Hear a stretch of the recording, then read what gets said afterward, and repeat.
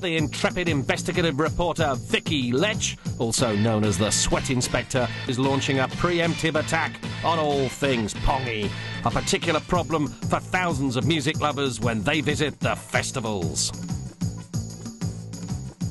Now, we all know the chances of getting a shower when you're camping at a festival are going to be pretty slim.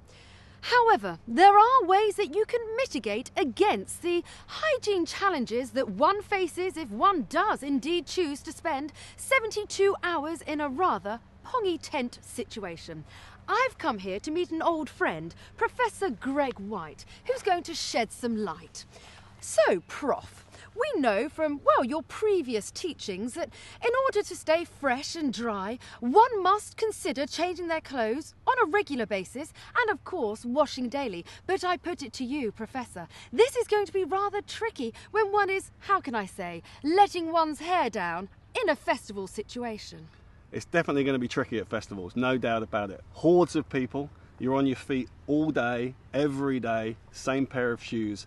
It's hot and you're dehydrated, because let's face it, it's not water, it's alcohol that is the preferred drink of festivals. So I hear.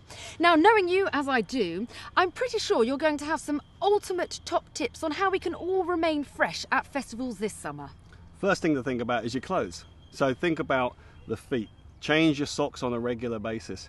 Think about the same for your t-shirts, because what we're trying to do is remove those bacteria which are causing the pong. Once you've removed them, pop them in a plastic bag, keep them safely away to get rid of that stench.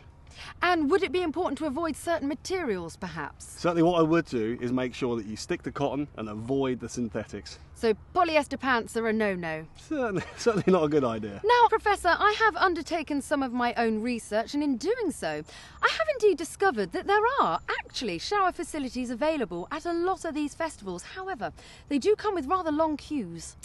It's just like climbing Kilimanjaro. You might not have access to running water, but you can keep fresh and dry.